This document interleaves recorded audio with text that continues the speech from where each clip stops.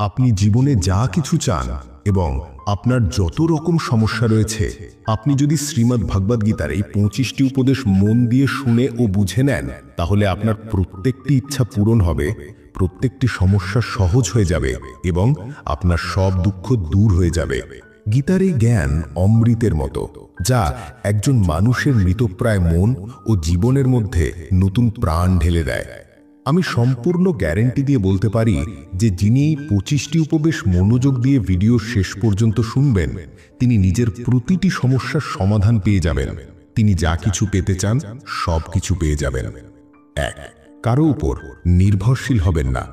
শ্রীমদ্ ভগবদ গীতার প্রথম উপদেশই হল, জীবনে কখনো নিজেকে কারো উপর নির্ভরশীল করবেন না, কারণ যতক্ষণ আপনি কারো উপর নির্ভরশীল নন, ততক্ষণ কেউ আপনাকে দুঃখ দিতে পারে না, কেউ আপনার সুযোগ নিতে পারে না। যেই মানুষটির উপর আপনি নির্ভরশীল হয়ে পড়বেন, সেই মানুষ আপনাকে শোষণ করা শুরু করে। যেদিন আপনি আপনার জীবনকে কারো উপর নির্ভরশীল বানিয়ে ফেলেন, সেদিন থেকেই তাকে আপনার প্রভু বানিয়ে ফেলেন।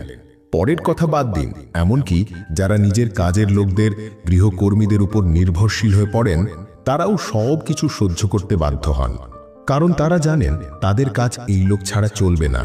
তারা নিজেরা নিজের কাজ করতে পারেন না আর নতুন কাউকে খুঁজেও পান না। তখন সেই লোকেরা আপনাকে বিরক্ত করতে শুরু করে। কিন্তু যখনই তারা বুঝে যায় আপনি নিজেই নিজের কাজ করতে পারেন, অনেক বিকল্প আপনার সামনে রয়েছে, তখনই তারা চুপচাপ কাজ করতে বাধ্য হয়। যদি আপনি এমন কোনো চাকরি করেন যেখানে আপনার বস ভুল হলেও আপনি তার টর্চার সহ্য করছেন, তাহলে সেটা শুধু আপনি তার উপর নির্ভরশীল বলেই সম্ভব হচ্ছে। সে তার পূর্ণ সুযোগ নিচ্ছে। এমনকি আপনি যেই পরিবারে থাকেন, যদি সেখানে কাউকে নির্ভর করে থাকেন, তাহলে সেও আপনাকে সম্পূর্ণভাবে চেপে ধরে রাখে। সে মানুষ আপনার মাথায় চড়ে নাচবে এবং আপনাকে সম্পূর্ণ নিয়ন্ত্রণে রাখবে। মানুষকে খুব মজা লাগে দুর্বল মানুষকে নিজের নিয়ন্ত্রণে রাখতে। আপনি হাজারটা ভালো কাজ করুন, তাদের খুশি করতে যা যা লাগে সব করুন, কিন্তু এমন মানুষ আপনার ডানা কেটে দেবে যেন আপনি জীবনে আর এগোতে না পারেন। কাউকে নির্ভর করা মৃত্যুর থেকেও ভয়ঙ্কর। এটা আপনাকে দাস বানিয়ে ফেলে। আপনি লক্ষ্য করলে দেখবেন, আপনার জীবন যারা নষ্ট করে, তাদের মধ্যে বেশিরভাগই হল যাদের উপর আপনি নির্ভরশীল। সবচেয়ে বড় নির্ভরতা মনোজগতের, অর্থাৎ আমাদের মধ্যে এই ধারণা যে আমাদের কাউকে দরকার, না হলে আমরা খুশি থাকতে পারবো না। একাকিত্ব মানুষ সহ্য করতে পারে না, আর এই একাকিত্বর কারণেই মানুষ এমন লোকেদের সঙ্গে জড়িয়ে পড়ে যারা এই দুর্বলতার সুযোগ নেয়। আপনি তাদের সঙ্গে সম্পর্ক গড়েন এই আশায় যে হয়তো জীবনে একটু সুখ আসবে, কিন্তু তারা আপনাকে রক্তের অশ্রু কাঁদায়, আপনার জীবনকে নরক বানিয়ে দেয়। একটা কথা মনে রাখবেন, মা বাবা ছাড়াই পৃথিবীতে এমন কেউ জন্মায়নি যাকে আপনি নির্ভর করে থাকবেন আর সে আপনার সুযোগ নেবে না। সেই জন্য জীবনে কখনো কাউকে নিজের উপর নির্ভর করতে দেবেন না। 2. একাকিত্বকে ভয় পাবেন না। শ্রীমদ্ ভগবদ গীতার দ্বিতীয় উপদেশ হল, যখনই জীবনে নিজেকে একাকী অনুভব করবেন, তখন এই সত্যটা বুঝে নিন যে আপনি একাই পৃথিবীতে এসেছেন এবং একাই চলে যাবেন। বাস্তবিকভাবে কেউই আপনার নিজস্ব নয়। একদিন মা বাবাও, যারা আপনাকে জন্ম দিয়েছেন, তারাও আপনাকে একা রেখে চলে যাবেন। তাহলে অন্যদের থেকে আপনি কি আশা করতে পারেন? যদি কেউ আপনাকে ছেড়ে যায়, তাহলে মনে রাখবেন, ঈশ্বর চিরকাল আপনার সঙ্গে আছেন। তিনি কখনো আপনাকে ছেড়ে যান না। গীতায় শ্রীকৃষ্ণ অর্জুনকে বলেন, যে আমার অস্তিত্বে বিশ্বাস করুক বা নাই করুক, আমি কোনো মানুষকে কখনো একা ফেলে দিই না, কারণ তারা সকলেই আমার সন্তান। মমাইবাংশ জীবলোকে জীবভূতাঃ সনাতনঃ মনঃ ষষ্ঠানে ইন্দ্রিয়াণি প্রকৃতি স্থানে কর্ষয়তে। এই শ্লোকে বলা হয়েছে মানুষ ঈশ্বরেরই অংশ, তাই মানুষকে ঈশ্বরের সন্তান বলা হয়। এই জন্য একাকিত্বকে ভয় পাওয়ার কোনো দরকার নেই, বরং ভুল লোকের সঙ্গে থাকার থেকে একা থাকা অনেক ভালো।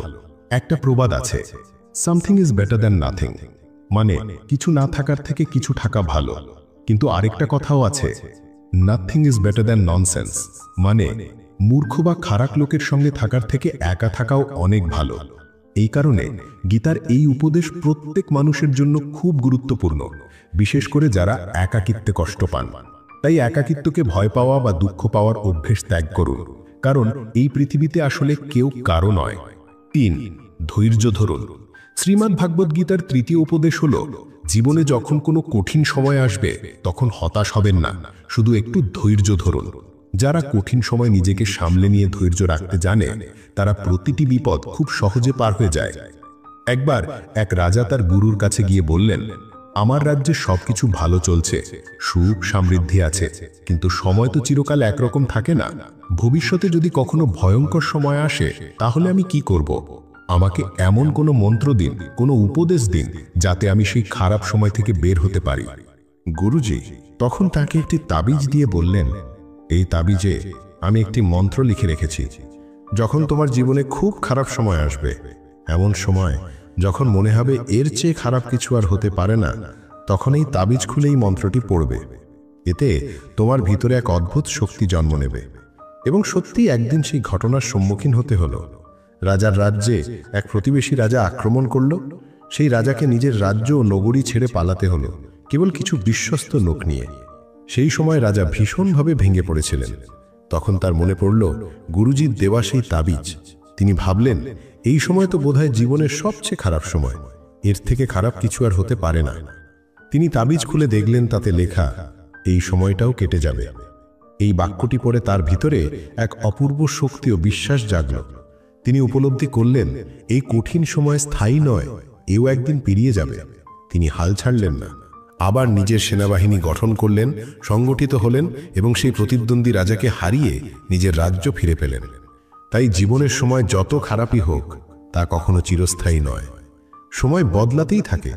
দুঃখ, কষ্ট, সংকট বারবার এসেছে আমাদের জীবনে, কিন্তু আমরা প্রতিবারই সেটা পেরিয়ে গেছি। এই শিক্ষাই গীতা দেয়, কঠিন সময় এলে মনে রাখো এই সময়টাও পেরিয়ে যাবে। আর আপনি যদি ধৈর্য ধরতে পারেন, তাহলে আপনি জীবনের সবচেয়ে খারাপ সময়কেও জয় করতে পারবেন। 4. প্রতারিত হলে শিক্ষা গ্রহণ করুন। শ্রীমদ্ ভগবদ গীতার 4র্থ উপদেশ হল, যখন কেউ আপনাকে ঠকায়, ধোঁকা দেয়, তখন হতাশ বা রেগে যাবার দরকার নেই, বরং সেখান থেকে শিক্ষা নিন। এই পৃথিবীর মানুষ আসলে আপনি যেমনটা ভেবেছিলেন তেমনটা নয়। এখানে প্রায় সবাই মুখে ভদ্রতার মুখোশ পরে থাকে, ভালো দেখানোর চেষ্টা করে, কিন্তু সত্যি করে ভালো মানুষ হবার চেষ্টা করে না। আপনি যদি কাউকে একটু ভুল ব্যবহার করে দেখেন, তাহলেই তার আসল রূপ বেরিয়ে আসবে। আর না হয় আপনি জীবনে যখন কষ্টে পড়বেন, তখনও তার মুখোশ খুলে যাবে।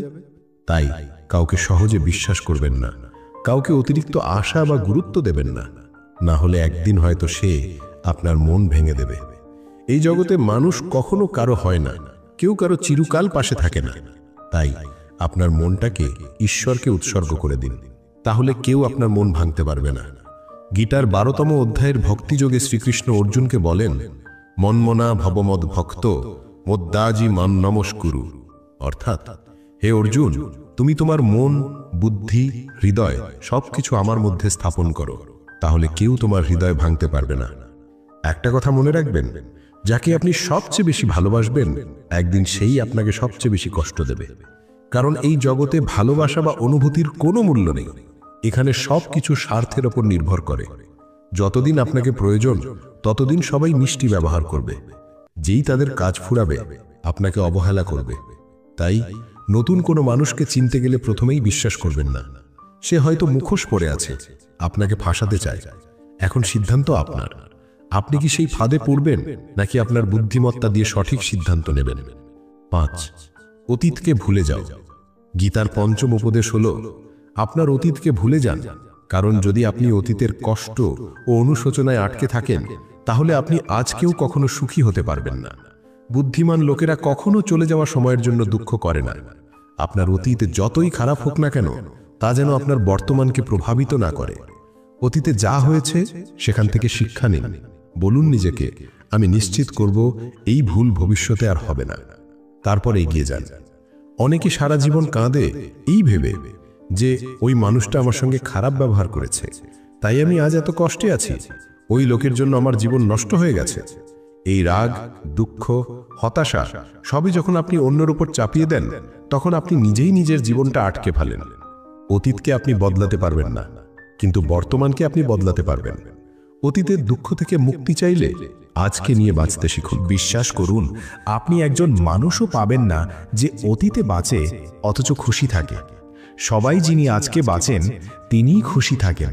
অতীত মানে কষ্ট, অনুশোচনা, অপমান, এগুলো আপনাকে গ্রাস করে ফেলবে। তাই আজ থেকে প্রতিজ্ঞা করুন, আমি অতীত ভুলে যাব, আমি বর্তমানেই বাঁচব, আমার এখনকার দিনটাই আমার নতুন জীবন শুরু। 6. সঠিক মানুষকেই ভালোবাসো। শ্রীমদ্ ভাগবত গীতার 6ষ্ঠ উপদেশ হল, প্রেম তাকে করো যে তোমার প্রেমের যোগ্য। যে তোমার প্রেমের কদর করে না, তার থেকে যত দূরে থাকো ততই ভালো। আজকাল লোকজন বলে সবচেয়ে বেশি কষ্ট প্রেমই দেয়।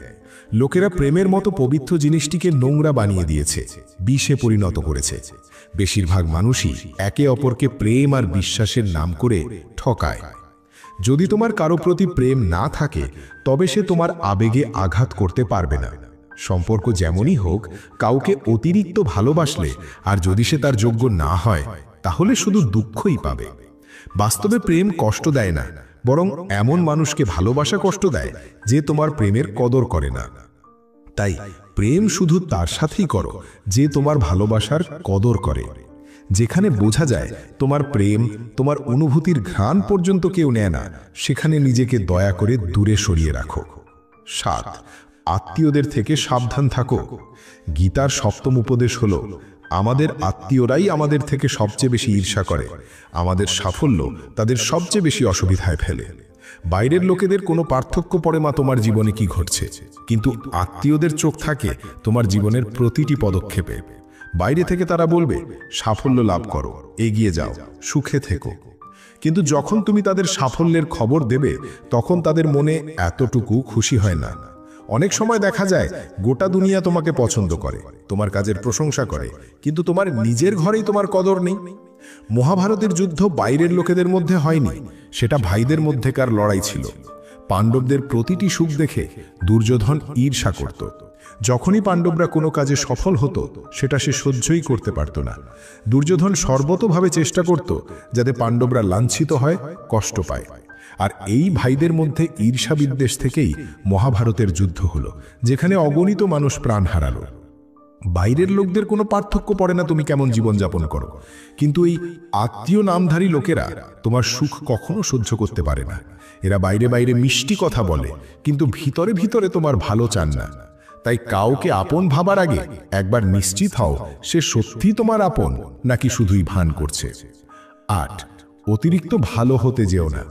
গীতার 8ম উপদেশ হলো, আজকের যুগে অতিরিক্ত ভালো হয়েও না, নয়তো এই দুনিয়া তোমাকে ঠকিয়ে একেবারে নিঃস্ব করে দেবে। পাণ্ডবদের গল্প এই শিক্ষা দেয় যে অতিরিক্ত ভালো হওয়া অনেক সময় কষ্ট ডেকে আনে। যারা সর্বদা ধর্মের পথে চলত, কোনো ভুল কাজ কখনো করত না, তাদের সমস্ত রাজ্য চলে গেল। তাদের স্ত্রীকে সভায় অপমানিত করা হলো, ভিক্ষা করে তাদের জীবন কাটাতে হলো। কেন? কারণ তারা অত্যধিক ভালো ছিল। এটা তো তখনকার কথা, আজকের যুগ তো আরো খারাপ। আজ লোকেরা ভালো মানুষকে সম্মান কম, বরং ব্যবহার বেশি করে। তুমি যদি অন্যদের জন্য ভালো করো, তবে নিজেই বুঝতে পারবে তুমি যত ভালো ব্যবহার করো, লোকেরা তোমার সাথে ততটাই খারাপ করে। তারা শুধু তোমার সদ্ব্যবহারকে কাজে লাগায়। তাই আজকের দিনে সুখে থাকতে চাইলে অতিরিক্ত ভালো হয়েও না। এর মানে এই নয় যে তুমি খারাপ মানুষ হয়ে যাও। তুমি নিজের চোখে ভালো থেকো, কিন্তু দুনিয়ার চোখে ভালো হবার চেষ্টা কখনো করো না। 9. যেখানে সম্মান নেই সেখানে যেও না। গীতার 9ম উপদেশ হলো, যেখানে তোমার প্রতি প্রেম ও সম্মান নেই সেখানে কখনো যেও না। মহাভারতের যুদ্ধ শুরু হওয়ার আগে শ্রীকৃষ্ণ শান্তি প্রস্তাব নিয়ে হস্তিনাপুর গিয়েছিলেন পাণ্ডবদের পক্ষ থেকে।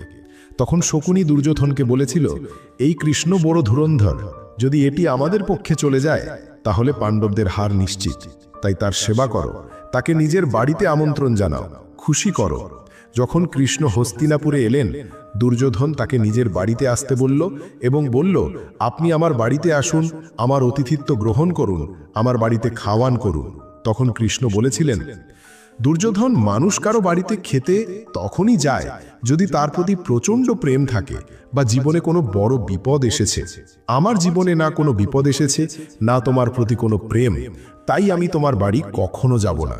তুমি আমাকে শুধুমাত্র তোমার স্বার্থ সিদ্ধির জন্য ডাকছো। স্বার্থপর মানুষের বাড়িতে কখনো যাওয়া উচিত নয়।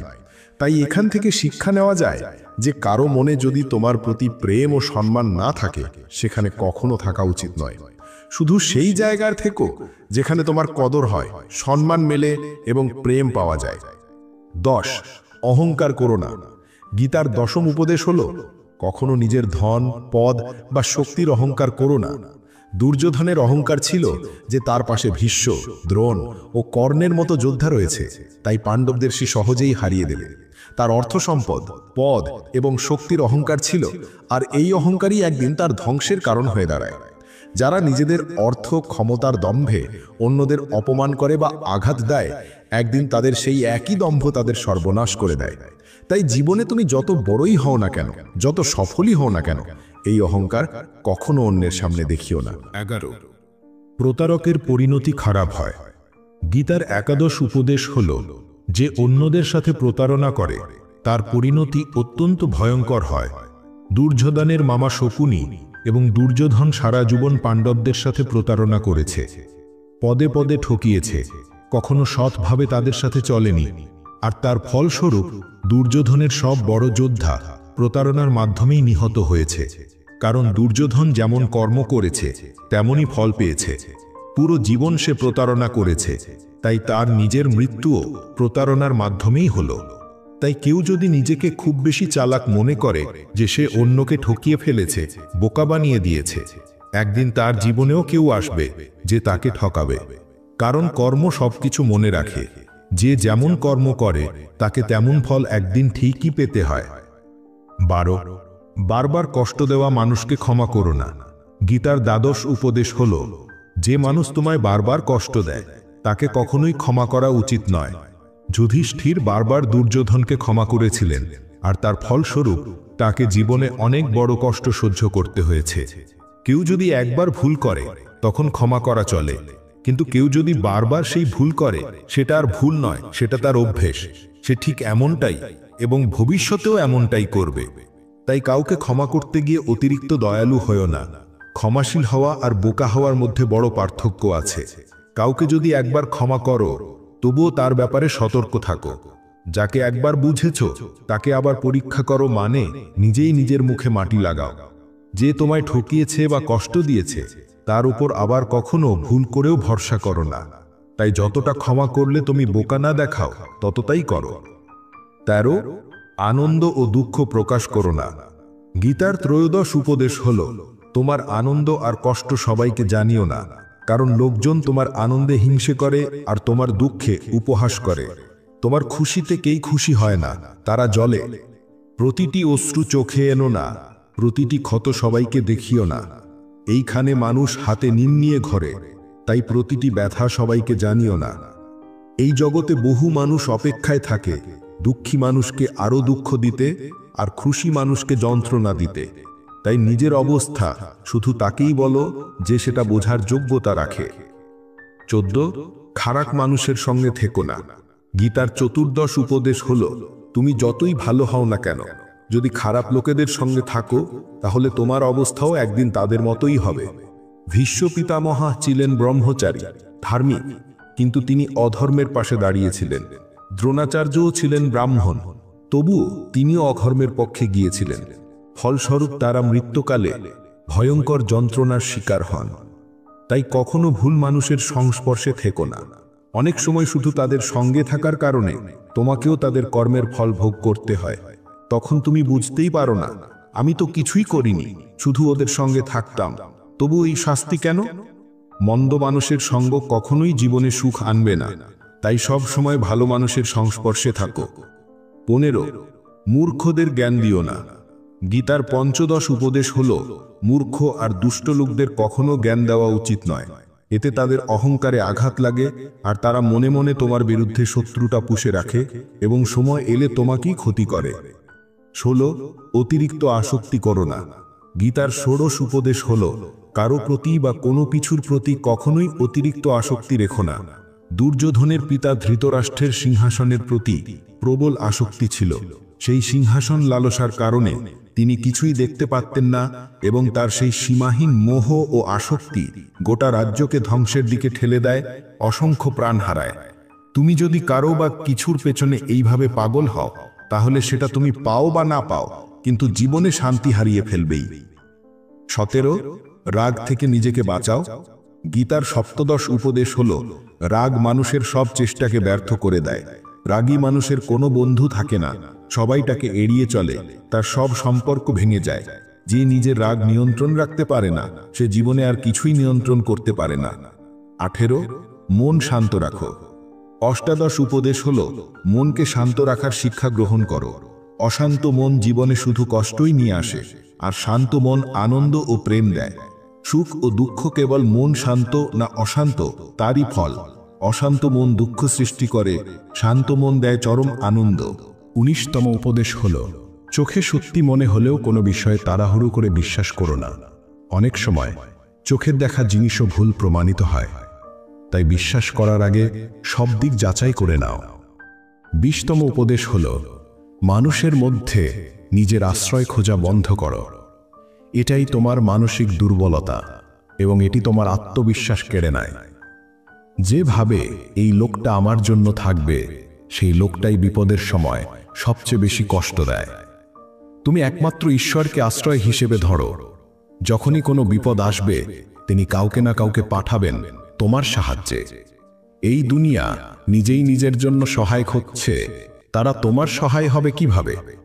তাই ঈশ্বরকেই নিজের ভরসা করো। 21তম উপদেশ হল অতি মিষ্টভাষী লোকজন থেকে সাবধান থাকো। যারা খুব মিষ্টি করে কথা বলে, অতিরিক্ত প্রশংসা করে, তাদের থেকে সতর্ক থাকো। তারা এটা শুধু তখনই করে যখন তাদের কোনো স্বার্থ থাকে। বিনা স্বার্থে কেউ প্রশংসা করে না। মনে রেখো, প্রশংসা কখনো ফ্রিতে পাওয়া যায় না। প্রশংসার দাম একদিন না একদিন তোমাকেই দিতে হয়। 22তম উপদেশ হল যারা পেছনে ক্ষতি করে তাদের থেকে দূরে থাকো। চাণক্য বলেছিলেন, এই সব লোক সেই ঘোড়ার মতো যার মুখে অমৃত লাগানো কিন্তু ভিতরে বিষ ভরা। তুমি যাকে অমৃত ভেবে পান করো, সে আদতে বিষ। এদের জীবন থেকে একেবারে ছেড়ে দাও। 23তম উপদেশ হল সম্পর্কে সীমারেখা ভাঙলে সেখানে ধ্বংস ছাড়া কিছুই থাকে না। সম্পর্ক যত ছোটই হোক না কেন, যদি মর্যাদার সীমা না মানে, তা কখনো টিকবে না। সম্পর্ক টেকে তখনই যখন দুই পক্ষ একে অপরকে সম্মান করে এবং সীমা লঙ্ঘন করে না। সীমাহীন সম্পর্ক, সম্মানহীন সম্পর্ক দীর্ঘস্থায়ী হয় না। 24তম উপদেশ হল জীবনে নতুন কিছু শুরু করতে চাইলে পুরনোকে সম্পূর্ণরূপে ছাড়তে হবে। কুন্তি কৃষ্ণকে জিজ্ঞেস করেছিলেন, তুমি কেন এত বড় মহাযুদ্ধ ঘটালে?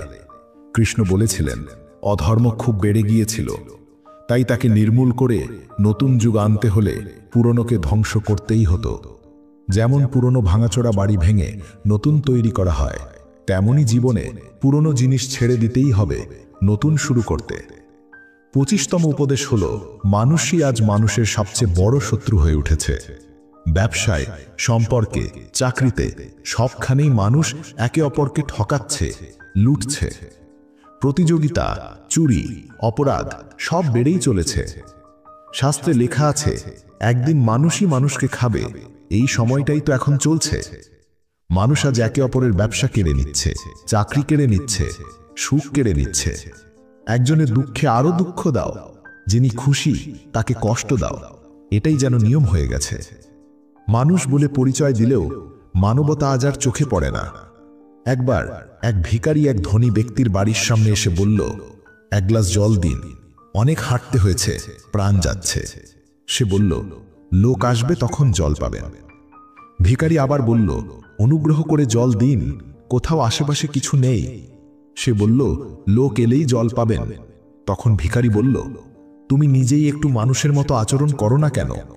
একটু মানুষের মতো হয়ে যাও না। আজকাল কেউই মানুষ হতে চায় না, সবাই শুধু অন্যকে ঠকাতে ব্যস্ত। তাই এই যুগকে স্বার্থপর যুগ বলা হয়। এই গীতার 25টি উপদেশ যদি তুমি হৃদয় দিয়ে বুঝতে পারো, তাহলে কারো ক্ষমতা নেই তোমার মন বা হৃদয়কে আঘাত দেওয়ার। এই শিক্ষাগুলো জীবনে ধারণ করতে পারলে জীবন হবে শান্তিময় ও আনন্দময়।